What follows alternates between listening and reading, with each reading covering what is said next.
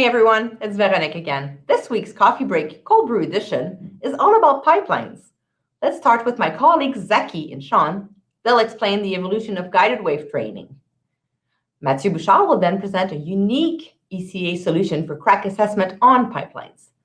Finally, Fernando Villanueva in Houston will give you the advantages of TFM for stress corrosion cracking. If you have any questions or comments after watching this video, contact us at info@edify.com. Thank you.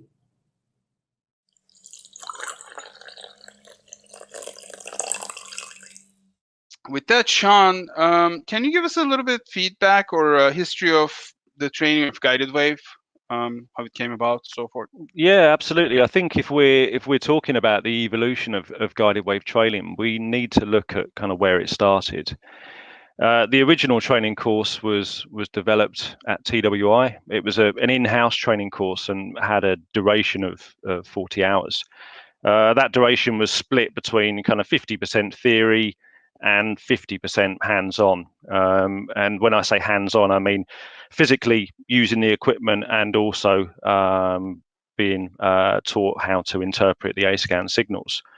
There was an end of course exam. However, that was an in-house exam only. There was no kind of independently certified verification, and also there were no levels of proficiency. So there was no level kind of 1, 2, and 3 like we get now. And also back then, the courses were a little bit more difficult, and that was because the software and the hardware weren't quite as advanced. So there was a bigger onus on the operator to have a really strong understanding of guided waves. You know, they had to manually import dispersion curves and know which frequencies were optimized. So it was more difficult to learn back then. So as the equipment get better and the software get better, what was the natural progression of the training? That's a good question, because it's twofold really. The training, the evolution of the training was led by both industry and technology, and what I mean by that is sort of end users and clients were saying to us that we want the software to be more automated. We want decisions taken away from operators, and that will potentially rule out human error. So that was important to us, and when we kind of looked at designing the new system, kind of that was designed into the software.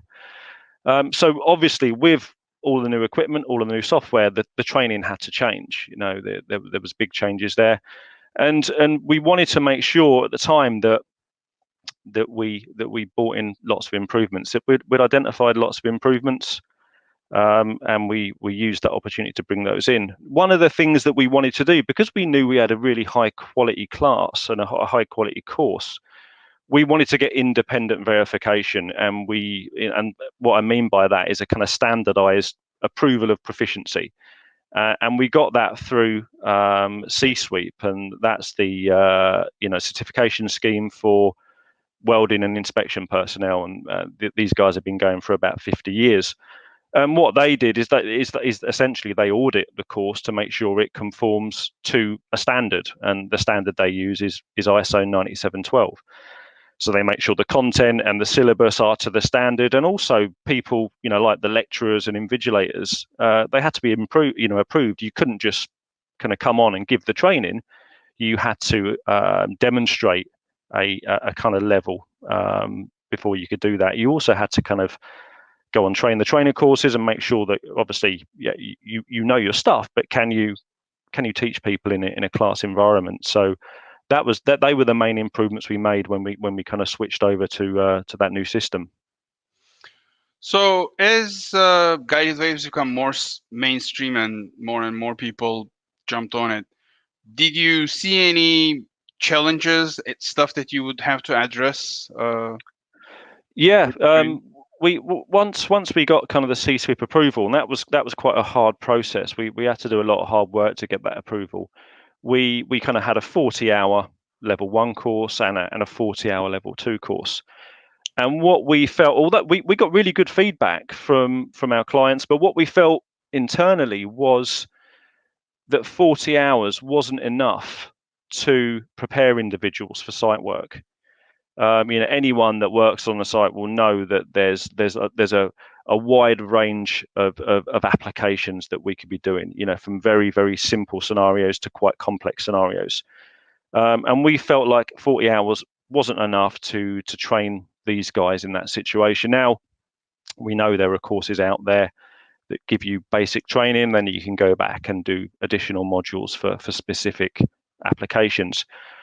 In reality, I don't think that model works, because if you train people just to do basic pipe, they're not going to turn down work in more complicated situations. They've paid for the equipment, they're going to want to use it, they want to earn money with it. So the model that we selected was let's get these individuals kind of site ready, and what we did is we increased the 40 hours for the level 1 to 80 hours. That's 100% increase. It was a bold move at the time, but what it done, it fell in line with other ultrasonic technologies. If you think about UT, time of flight diffraction, phased array, getting to level 2 is 120 hours. So now we had a level 1 of 80 hours and a level 2 of 40. So we fell in line with that perfectly. And we felt, and also students felt, that when they left that 80-hour course, they felt ready to go out on site, because they had that additional training. They had an additional 40 hours to go through lots of different sample data. We had huge amounts of data, huge libraries of data that we'd collected from real pipelines with real corrosion. We provide the students with drawings. So they saw lots and lots and lots of different scenarios, scans that had excellent data quality, scans that had poorer data quality, and the differences and the difficulties in dealing with both of those. So yeah, the feedback we got from that was fantastic. How about the did you get other feedback? Maybe some people thought it was challenging because now it's twice as long.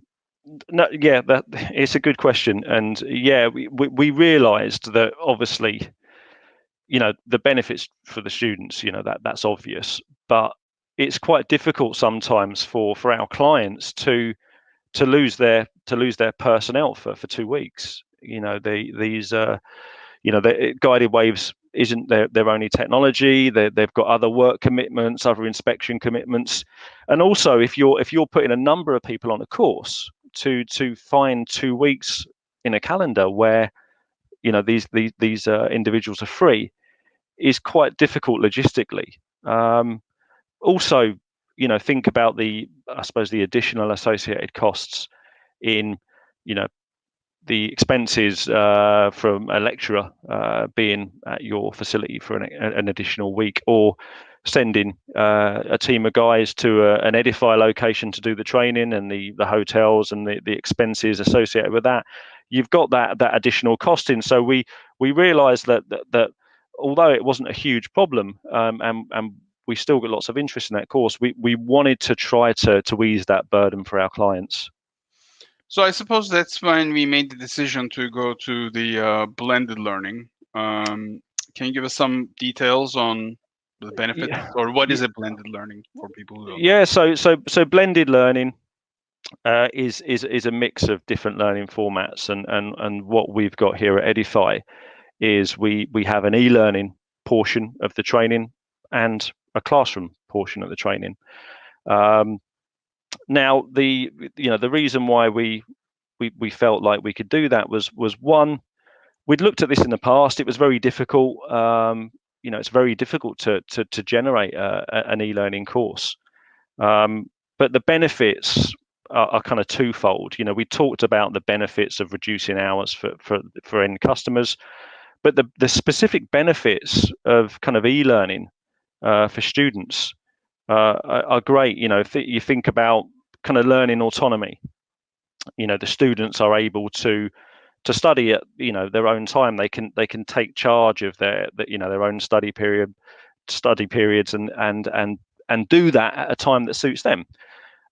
They can also study at the right pace. We all learn at different levels, and particularly when we're doing something that's challenging, being able to study at your own pace is really important. If I think about classroom training, this kind of takes out some cultural issues. In certain parts of the world, people are great at asking questions, and as a lecturer, it's fantastic when people are asking questions, because you get an idea of what they're understanding and what they're not understanding. But in certain parts of the world, people don't like doing that. They feel like it's kind of losing face. So e-learning kind of takes that problem away, because people can repeat content. If there's something that's challenging, they can go over it and go over it until they've got it. It also offers a mix of content styles. There's kind of videos in there. There's interactive content. It's not just a kind of death by PowerPoint situation. Also, e-learning is proven to increase student retention. Because it's engaging, people remember the content more. And it also gives a really, really good level of consistency. And what I mean by that is, if you've got a selection of lecturers delivering content in a classroom, they'll all have their own styles, and they'll all deliver that message differently. So the e-learning gives a fantastic consistency. We were able to do this because we're really lucky at Edify that we've got the Virtual Academy. And we've got a team of experts that this is what they do. They develop fantastic e-learning content. So they were the ones that really enabled us to kind of get these courses into this format. And we're really proud and lucky to have them. I guess the other aspect of it also saves time and money. You don't have to travel there, or people don't have to travel. So at least for 1 week, you could do it at your own pace. And so forth. So yeah. Also, as well, there might be people out there that only want to do the e-learning, and that's an option. So there would be no travel associated with that. They can do it from their desk at any time they wanted to. So okay, the 2-week course, you were able to take care of the theory part with the e-learning. How about the hands-on part? How do you address that? Yeah, so once the candidates kind of finish their e-learning, they are then able to attend the kind of classroom sessions, and the classroom sessions deal more with kind of the hands-on aspects, and also kind of the kind of interpretation part of it. Classroom sessions are important. I really like the classroom sessions as a lecturer. Whenever we're trying to deliver a message, whenever we're trying to communicate, there are always kind of barriers to our communication. When we're live with a group of people, it's easy to kind of identify barriers to communication. You can see that, non-verbal cues, engaging with people, and really getting an idea if they're understanding. But also, one of the things I like about the classroom training is, obviously, you get to build relationships with your clients, and that's really important to me. Also, it's the hands-on time. This is the time that the guys get equipment in hands. They get to use it, and they've got an instructor with them to lead them through them sessions. Giving them more guidance at the start, but towards the end of the class, really just watching and making sure that everyone's doing everything correct. So the classroom-based training is a really critical portion of the training. Yeah, absolutely. So we've been living with COVID for a year now, and the classroom portion, I guess it's changed a little bit. Now we also offer that virtually, right? So yeah. I'm sorry, I didn't mean to. Yeah, no, it's true. That's COVID has changed the way we work in many ways, and it's changed the way we train people. So what we're able to do now is we're able to conduct the classroom-based sessions virtually. Can be quite challenging, but obviously we make sure that the candidates have the equipment in hand. But with virtual training, there are additional barriers to communication. Obviously, you're not able to engage as easily one-to-one with a person. Kind of these non-verbal cues are kind of harder to read over the internet. There's issues with kind of internet connections, hardware and software issues. Someone got decent audio equipment, and also making sure that everyone that joins that virtual session has got an adequate training environment. I've seen certain situations where there's kind of noise in the background, and that's really difficult. Obviously, it's really difficult to keep people's attention. So one of the things that we made sure we did, while we were dealing with this virtual training, was to try to mitigate all of these barriers to communications, and basically we offer advice to our clients of sending advice on recommended systems and hardware, and also ensuring that everyone understands kind of the kind of virtual class etiquette. It's really easy for people to start talking over each other. That it happens in meetings as well. So we use the kind of virtual hand raise thing to make sure that everyone can ask questions, and also they can be answered, and everyone's listening. It just stops that kind of chaotic back and forward communication. Yeah, just to add, like here in Houston, we basically build a kit where we could send it to the customers that has cameras and so forth with a little easy to follow recipe. Absolutely. So basically, that's like the minimum thing that they can start with. Yeah, one of the things that we've done here recently, one of my colleagues, he delivered a virtual course. I think it was last week, and he was having to start at 5 a.m. just to kind of fall in line with the kind of local hours our clients. I think they were in Southeast Asia, and obviously that's thinking about that's a barrier to communication as well. Is if we're training people in unsociable hours, they've already done a full day's work. It's difficult for them to kind of take in that content. So we make sure that the timings are correct for the students as well. Yeah, and I bet it's better than sleeping, going there, and he gets to sleep in his own bed, even though he wake up a little early. Yeah, absolutely. So, what are the training options? Is it only virtual now, or are there other options available? So there are a number of options. Obviously, we talked about the e-learning. The e-learning is obviously a part of the blended learning package, but it's also a training course in its own right. So,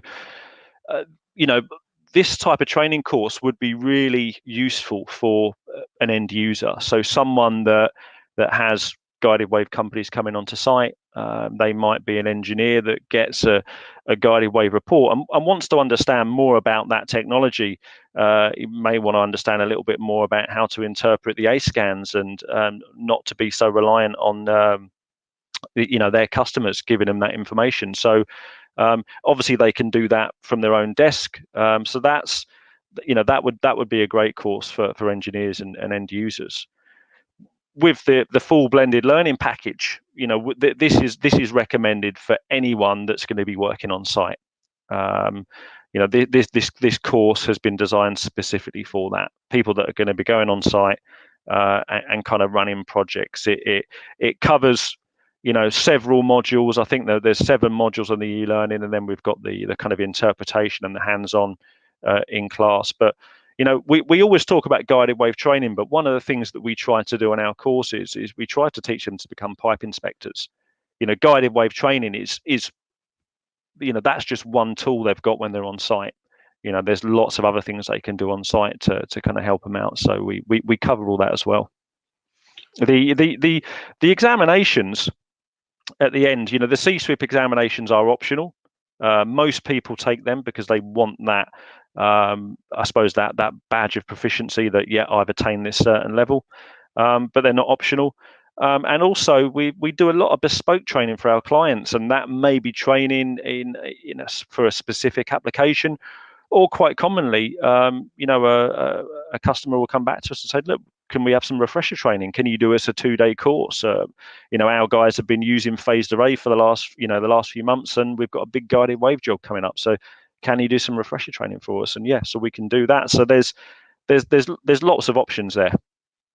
And of course, the hands-on part of it could be in one of our 85 locations or in the customer location provided.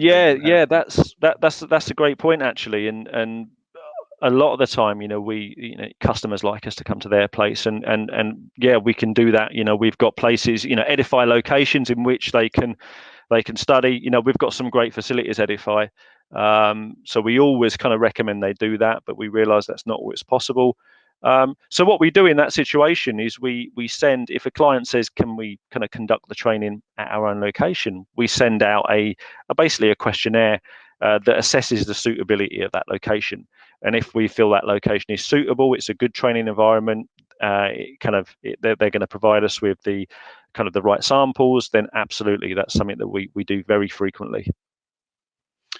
So we've been talking for about 20 minutes now. How would you summarize like the evolution of our training and so forth? I think that the training has come a long way. It's something that we're really proud of. The feedback we get from industry is excellent. And we take great pride in knowing that we not only provide industry leading training, and we felt that we've been industry leaders for years, but now with the e-learning, the blended learning, we're the provider of the most versatile guided wave training course available.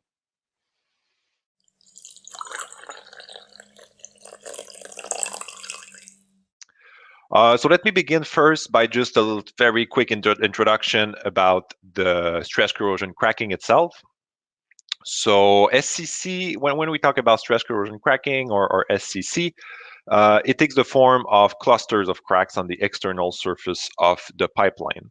So we have two good examples here on the screen. At the bottom, you have a colony with very axially oriented cracks, all in the same orientation.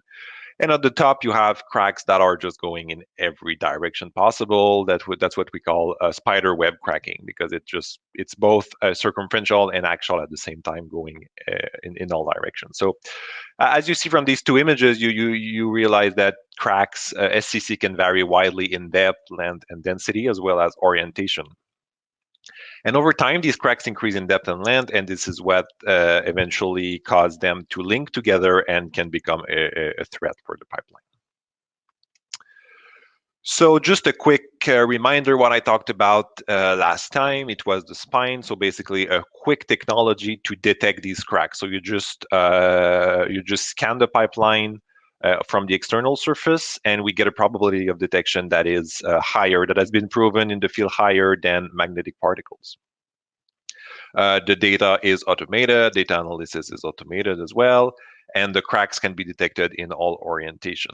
So with I'm going quick now, but just a high coverage of 200 millimeters and a very fast scan speed up to 600 millimeter per second. And with this tool, we could inspect every pipe diameters down to 6 inches. So anything larger than 6 inches can be inspected. So as I said, the question from here is, what do we do once we get this type of report that you have on the screen with the position of every single SCC colony? How do we know if they are important cracks or not? And this is where the Sharck HR becomes useful. Because it gives you a quick approximation of the depth. So the technology right now that we have to measure the depth of these cracks is phased array UT, so phased array ultrasound.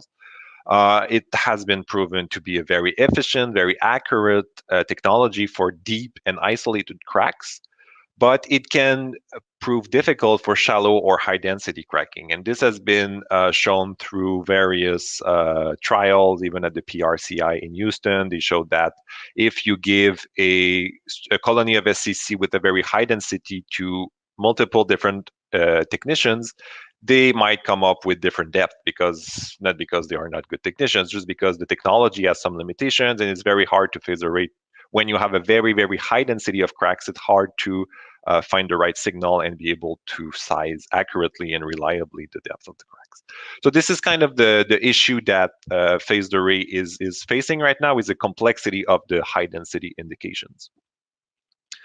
It's also a slow inspection. So very often, if you have a pipeline joint, a pipeline spool with, 100 cracks 100 colonies of SCC, there's a high chance that you're not going to inspect every single colony with phased array UT, because it would take days to go through all these cracks, and it will slow the inspection down a lot. So you would probably select certain calls, usually that have been called out by the inline tool, and the customer will select these colonies to be inspected with phased array. So because of its low speed. So what we propose to solve these issues is the Sharck HR. That is a new tool for the rapid and user-independent depth sizing of SCC. So with this, instead of taking 10 minutes, 15 minutes to inspect a colony of crack and get a depth profile, we're talking about a 10-second scan and then another 10 seconds for analysis. So something very, very quick that you can measure within a minute for sure. So the depth that this tool can measure is between 0.3 millimeter and up to 3 millimeters. So everything that is deeper than 3, the tool is not going to provide its actual depth. It will just say that it's saturated, basically. So it's over 3 millimeters of depth. This is purely for carbon steel, and also not only carbon steel, but pipeline alloys of carbon steel. So B, X42, X52, X60, all the main pipeline alloys for the pipeline carbon steel alloys we can manage well. It's a small coverage compared to the spine. We're talking about 3 inches of coverage instead of the full 8 inches of the spine. So the idea with this probe is not to inspect 100% of the surface of the pipe. It's to first inspect 100% with spine.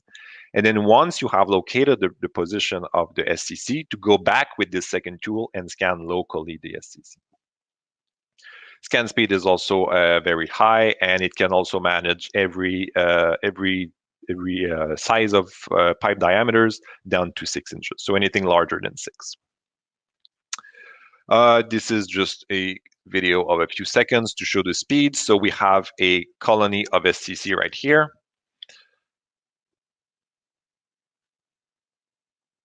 And it's not longer than that. It's really just nulling the probe, scanning up to 200 millimeter per second, and then looking at the crack in your software. So very, very quick inspection. And the result that you get on the screen is something that looks like this here. So in the C-scan here is a few different examples of what I would say difficult cracks to size. So for example, number 1 is a very shallow crack of only 0.5 millimeter of depth. Number 2, 3, 4 are a step crack, so with 3 different layers, 3 different depth plateaus. So for example, here you have on the top screen, you see a side view of your C-scan. So it's like taking your C-scan and looking at it from the side. So you see the increase in depth of every single sections of the crack. So here we are at 1 millimeter, go up to 2 millimeter, and then up to 3 millimeters. So you see very well the change of depth of that single crack. This shows basically the possibility to do some depth profiling of the cracks. Number 5 and 6 are 2 cracks separated by only 3 millimeters or 120,000 of an inch. So as you can see, we still discriminate them as being 2 cracks side by side and not just one long crack connecting. Number 7 here is a very short crack of only 3 millimeters of length. And finally, 10 and 11 are 2 cracks side by side, now longitudinally separated by only 3 millimeters. And again, we can discriminate them separately. So I just want to discuss a little bit about what makes TECA, or we call it TECA for tangential eddy current, but basically what makes this Sharck HR technology very unique and different from traditional eddy current. So, because at this point we could ask, okay, but what if I use an iFlex, or what if I use a traditional eddy current array probe and try to measure depth of stress corrosion cracking? And why is it complicated basically to do that with eddy currents? So the first software processing that we apply on the data after we get them is some image sharpening. So we need to take the raw data from the probe that you have on the top here, and then apply some sharpening to be able to discriminate all the cracks individually. So here on the top is what you get as a raw data from the probe. And then at the bottom, it's after image sharpening. So after a software-based image processing. So you see that here in this area, for example, this is very blurry in the raw data. This is somewhat what you would get with a traditional eddy current array probe. And here we are able to see the cracks individually a lot better after the processing. So that's the first step, basically, to get an accurate depth sizing, is to apply an image sharpening to get every crack instead of just a bunch of cracks together. So the way we have worked here to optimize the sharpening process is by using samples with real SCC that were cut out from pipes from the field. So we were lucky to get dozens of these real SCC samples. And we had XCT, so X-ray tomography data of these pipe samples. So we were able to measure very precisely with X-ray the depth of the cracks and then correlate it with our sharpening algorithm. So kind of learn as we go. So the second step to get accurate depth sizing with Sharck that we cannot do typically with only eddy current array is the signal compensation. So, for example, there are three things that needs to be compensated for that the raw data from the probe cannot properly manage without some software compensation. The first thing to compensate for is the liftoff. So if your pipe is coated with, let's say, an epoxy coating, or if you have a painting, a thick layer of painting on the surface of your pipe, the software needs to know that, and it needs to compensate, because the higher you are from your surface, let's say you have a layer of epoxy and the probe is lifted off from the surface, the signal will be weaker and the crack will appear with less amplitude, so the crack will actually appear shallower. We don't want that. We want the crack, the depth of the cracks to be independent from the liftoff. So the first thing that the software needs to do is to evaluate, I don't want to get into the details here, but the software will basically evaluate the amount of liftoff. It will compensate the amplitude of the cracks based on that liftoff, so that whether you have a coating, a painting, or no coating at all, you will always get the same depth value of the cracks. So this is what we want to compensate in the software. So I see there's a few questions already in the chat, so I'll just go through the presentation and answer the questions at the end there. Second thing we need to compensate the signal for is the material properties. For example, here you have the signal, the eddy current signal of two cracks, of a crack in the B grade, so it's a very older alloy of carbon steel that was used for pipeline construction, compared to a newer high-strength alloy, X65. So we see that the amplitude in the newer alloy has a lower amplitude.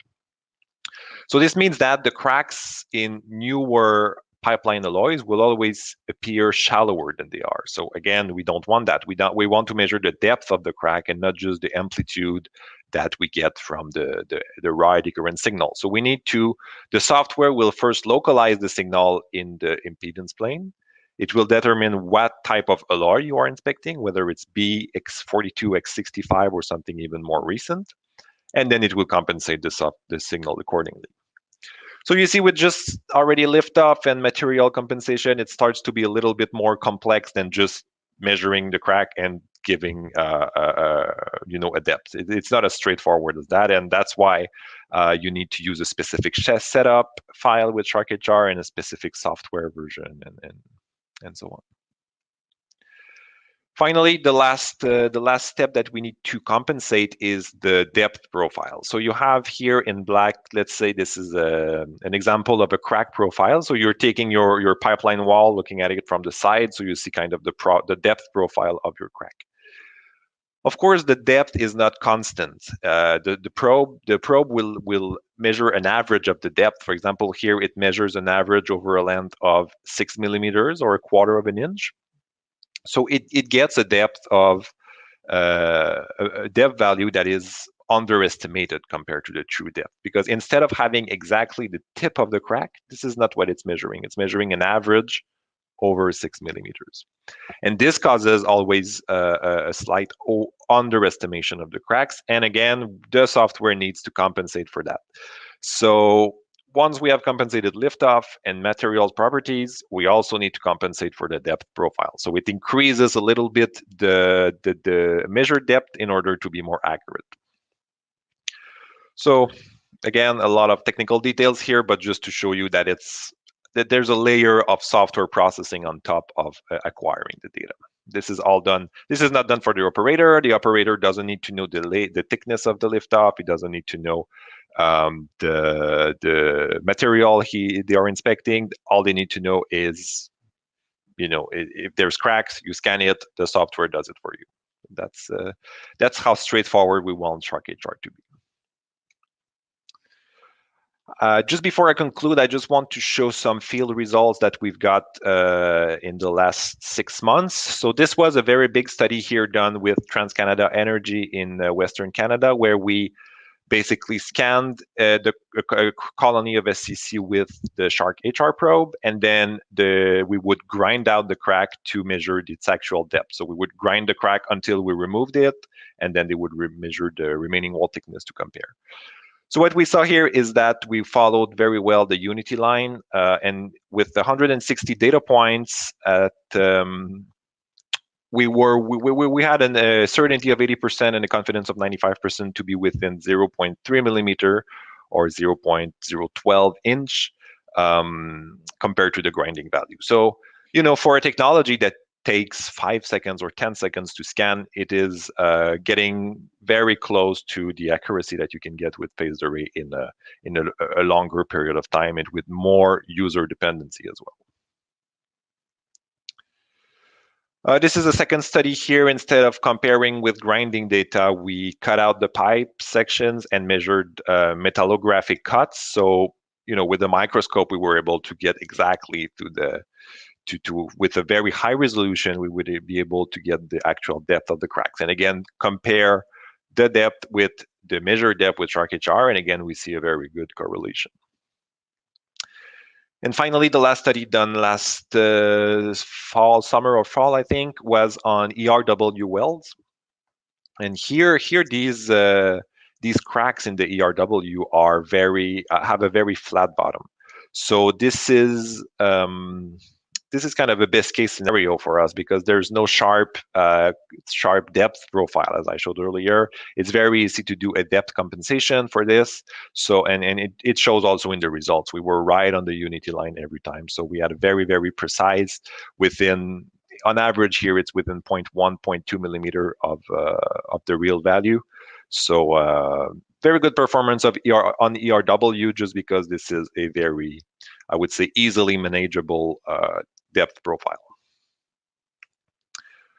In conclusion, I just want to get the numbers a little bit together here. So with the Sharck HR tool, we are based on tangential eddy current array, and this represents a good alternative to phased array with a proven depth accuracy within 0.3 millimeter, which has been measured in the field directly through 160 colonies. This tool gets very interesting when we combine it with the spine. So first, you can scan the entire section of your pipe with the spine. Let's say all your cracks are located within 1 meter at a certain location, or they are located all at the bottom. Then you don't need to waste time inspecting the top of the pipe. You just focus where the cracks are. You go back with this Sharck HR probe, and you get the depth sizing within a few minutes. So this is a very strong combination of NDT equipment for pipeline integrity. We're currently working with several asset owners. Once the technology has been developed, the next logical step is to bring it to the field, show it to customers, show it to lots of asset owners, and just conduct field trials. So it's normal. Everyone wants to get confidence on this equipment. They want to see it being used on their assets. So this is what we're doing. We're basically, hopefully, we'll start to travel soon because it will be possible to do so. Travel, go to the field, and test out this equipment on different pipelines. We also have a complete e-learning online course that is being developed. So right now, this technology for the spine, we've done it. If someone purchases the spine, there's a full online course to learn what it's based on, how to use it, and how to operate it. And now we're working on the same thing with Sharck HR. And I just want to say a few words about the e-learning because actually, like personally, I find this is really well done. Some of them are even free if you are interested to see some, to learn some technical details about phased array, about the MFL tools, about eddy currents. So we have one, as I said, on the spine, but there are dozens of other courses that you can follow and that are just very well done too.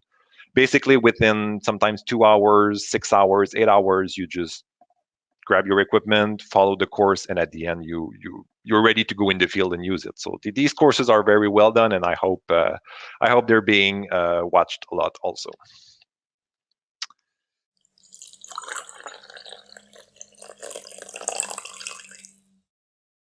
So some definitions are important. So we got TFM. So there's a two-step process. So we got data acquisition is going to be what we call FMC, which is full matrix capture. And then we have data reconstruction, which is the TFM side. But now the technology and the speed of the processors, you can actually do TFM live. So it makes everything a lot quicker. So I'm going to go through the theory as far as some of the functions that the equipment does. So FMC is done on using standard phased array probes with or without a wedge. So you can do it with the looking for corrosion, or you can also use an angle wedge or a flat wedge.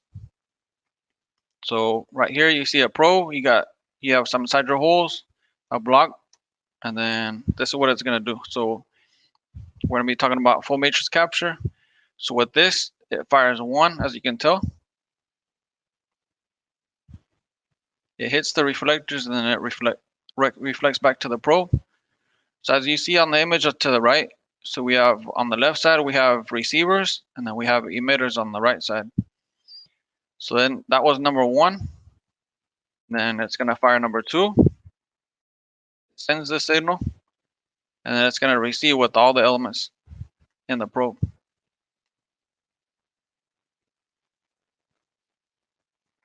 So then it fires number three. It hits the reflectors, reflects back to the transducer, and it keeps on going through the however many elements you have. So this is the last one. It reconstructs the whole thing.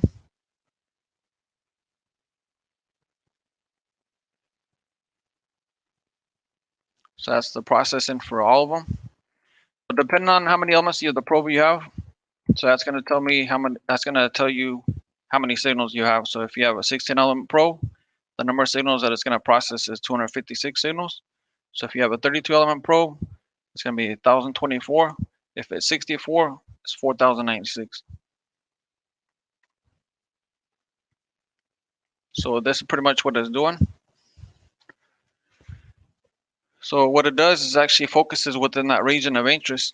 So we call it the ROI. So that's another term that you might hear in the industry with the TFM side. But we can adjust our parameters depending on where you want to focus at. But it's pretty much doing this.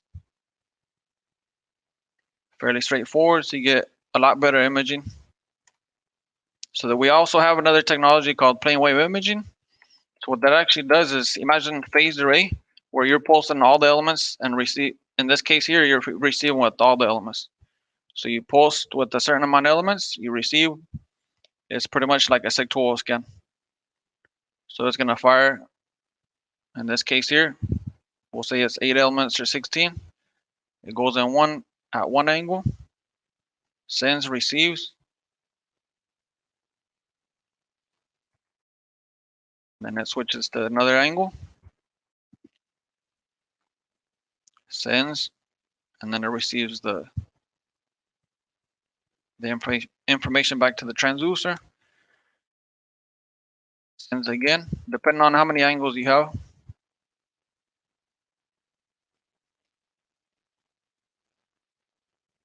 So I'll show you the difference between what the difference is between the FMC and the PWI.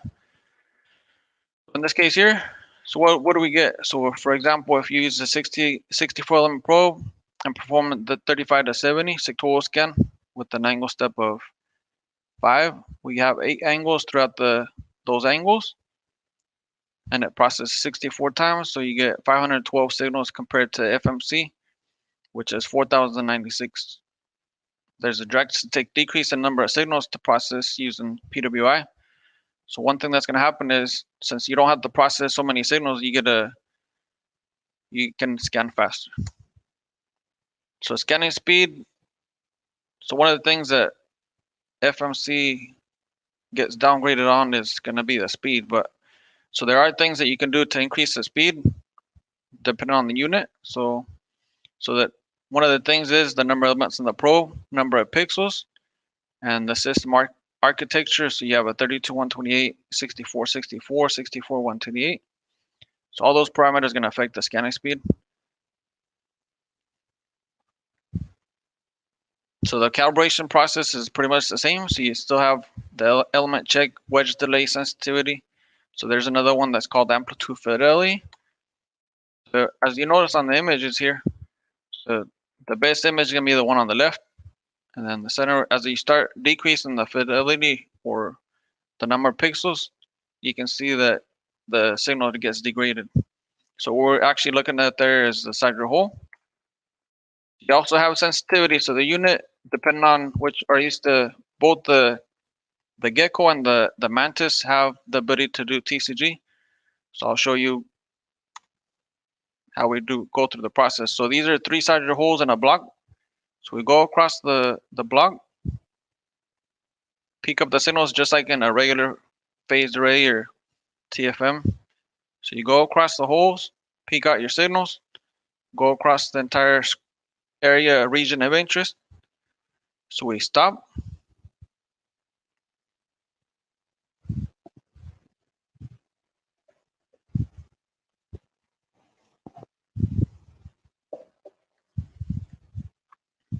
Reverse direction just to make sure that you picked up the signals.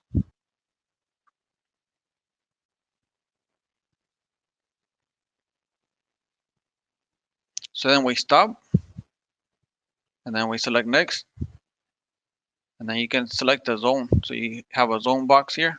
So you hit increase, or at least hit plus, and adjust the boxes depending on the side of hole that you want. So you can add up to, last week I was setting up, I believe, 12 holes. So, and it's gonna adjust the TCG for you. So as you can see on the image here, so we're going across the side of the holes, and we have uniform signal across the entire area. And let's go and switch over to the other screen. So this is the unit. So right now I'm connected to the LAN connection. So I'm gonna select the parameters here. So I go SEC start.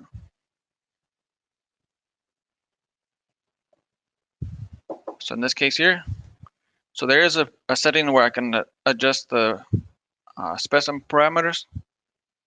So I can do plate, pipe. So right now it's the plate. So the sample that I'm actually using is, so let me switch my camera.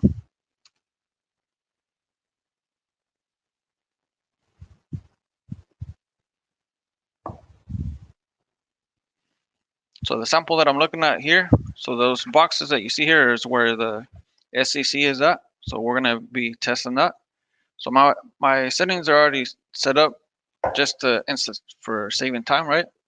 So the thickness of the piece is actually a 1/4 inch, 0.25 inches. So there are you can adjust or at least enter the parameters for the weld if you have one. You can also have material, adjust the material. So I'm gonna hit OK in this case. So in this case here, you can select the probe. So you can see on this, there's a list of most of the manufacturers that are out there in the industry that manufacture probes. So right now we're using the M2M G1, and it's a 10 megahertz probe. So you can go through the list. So there's no guessing what the parameters are. So they're already inputted. So you have the wedge. So I can input the wedge, same thing. So you have M2M. So I'm using a G1, I36, and then I36, I stands for incident angle 36. So I hit OK, and then it inputs the parameters for that. So here's the other thing. So I can choose the probe reference, and then I can go angle height. So what this actually does is it calibrates the wedge delay without using a side drill hole. So the only thing that you have to do is pick up the signals, make sure you have a uniform signal across the screen, hit measure. As you can see, the incident angle was originally 36 degrees, but now it's 34. So that's good. So you can actually calibrate the wedge across the entire wedge. So I'm gonna hit OK, and this is where. So you can also enter in the values for, say you're using a gyra, echo scan. So right now I'm using a string encoder. So I'm gonna hit OK. So it inputs the parameters. You can also calibrate the thing. So one thing that I have here, so that's my area of interest. So that, as you can see here, so you can adjust the area of interest that you want. So I can hit compute, and it's gonna adjust it. So I'm gonna put some cupping on this thing.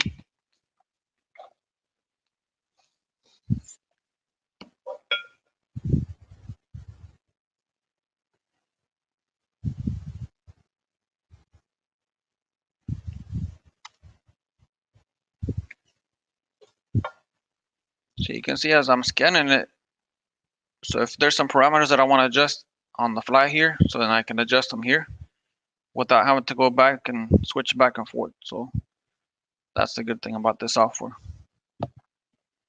So there's different modes that I selected. So right now on the setup that I did TT, TTT, TTT. So I have 4 different groups on this thing. And also, I also have the PWI. But you can adjust a lot of parameters with this thing. So if I go to TFM options, so there is a fast option where if you want to go faster.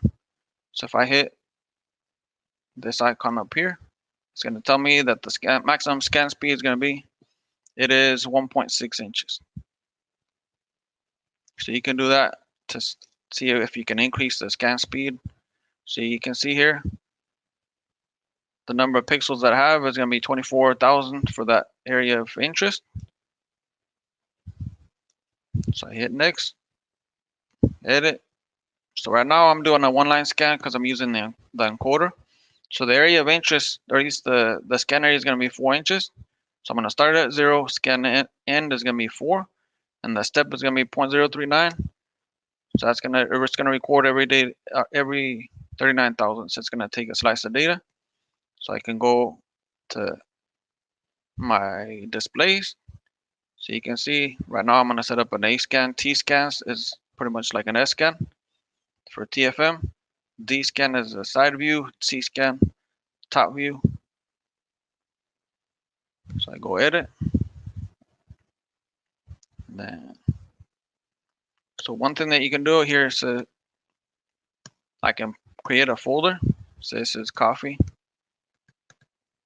Hit OK, OK, OK, and then so that's the data file I want to save. So it's gonna save it into that folder instead of having to find the files that you want or that you inspected. So when I set up, let's go and view all 4 of them in this case. So notice what we have is there's so many parameters that we can adjust as far as the different modes for TFM. So there's TT on the left. The one next to it is TTT. And then we got TTT and then TT.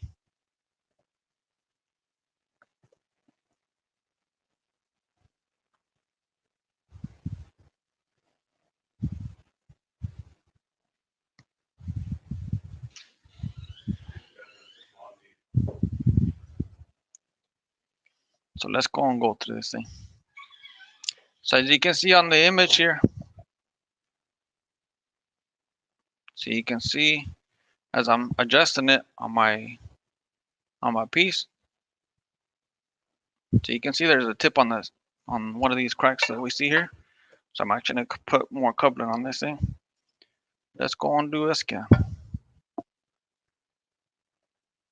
So I'm gonna reset the encoder here.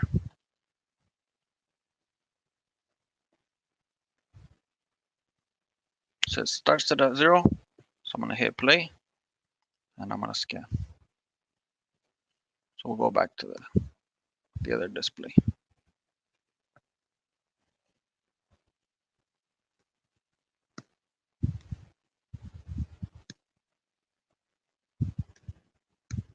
So I'm gonna reset this thing again.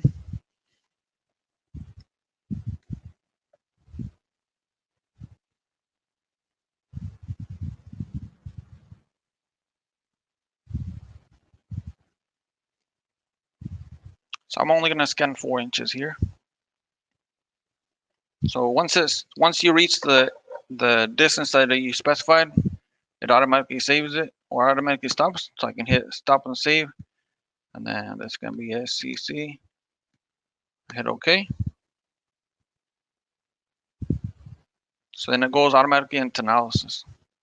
So I can go across this thing. So there's cursors that I can choose. So I got view options. So I can hit this. Cursors. So we'll go distance. So notice as I go across this thing, so you can see that's where the crack is. So you can see the tips. So right now the gain was 76 dB, right? So one thing that I have on the equipment is I have the ability to increase it by up to 40. Now if a signal is saturated, one thing that I can do is actually drop it. See that? So you can decrease it minus 20, or minus 40, I mean, maximum. So one thing that I can do is, so that's, my thickness was a 1/4 inch, right? So we'll go depth. So I know the indication starts at the top, so I can put a reference cursor there and then peek it out about right there. Hit measure. And on the screen, it tells me that the depth up here on the A scan. So you can barely see it, but so the distance, the depth is going to be 0.065. So one of the things that we did with the sample here, so it's a real life sample, right? So we actually scanned it with the ready equipment, and it would actually coincide with the height. So they all work together. So here's another thing that we can do. So we'll say that I want to measure the distance. So I'm going to go distance. So I can put a cursor there.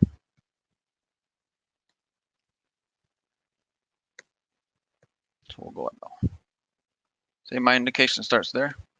So I can move this cursor to depending on where the indication stops. So I can go here, measure, and then lock it in. So then it tells me the distance over here on the bottom right. So the distance is going to be 0.669. So you can add the indication to the report. So you have a gate adjustments. You can adjust the offset. So the other thing you can do with the software is you can do automatic sizing.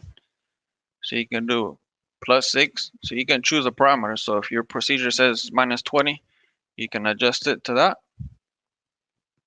So you would choose your area. See, I want to adjust it there. So it automatically sizes the thing. And then, so you can see I have 3 indications here. So one of the things, the other thing that we can do is we can take a screenshot no matter where you're at. So you can take a screenshot and say I want to do SCC. So I hit OK. Add an indication to the indication number 1. So I hit OK, and it adds it to that indication. So the other thing I can do is if I'm doing a dead element check or wedge delay calibration or TCG, and I want to put that into the report, so I can actually take the screenshot wherever I'm at. So I can take the screenshot and then say this was a TCG. So I hit OK. Add the picture to the report. I hit OK.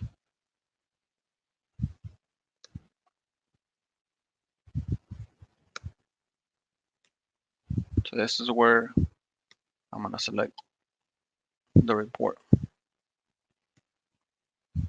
So notice it puts transducer, scan setup, ultrasound setup.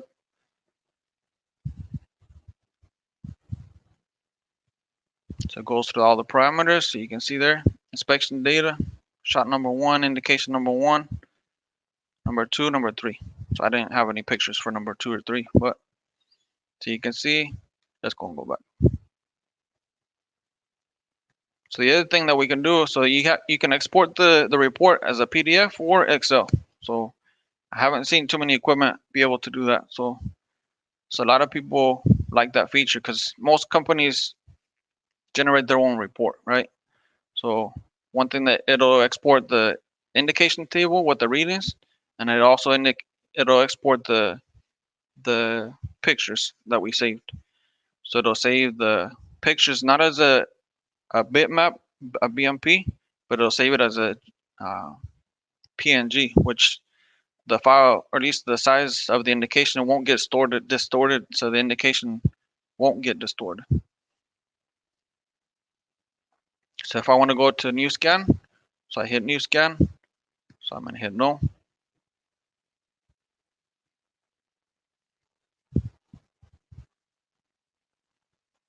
So I'm actually gonna go.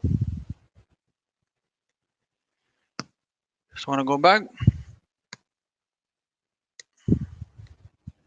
So I'm gonna go TFM 4. So that's the PWI. So that's good.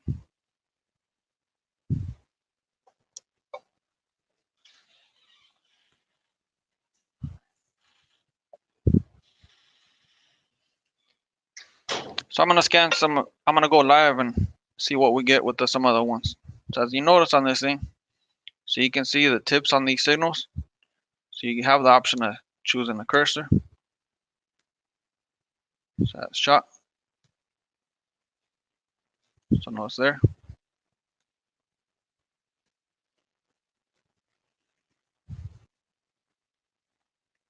So that looks pretty good.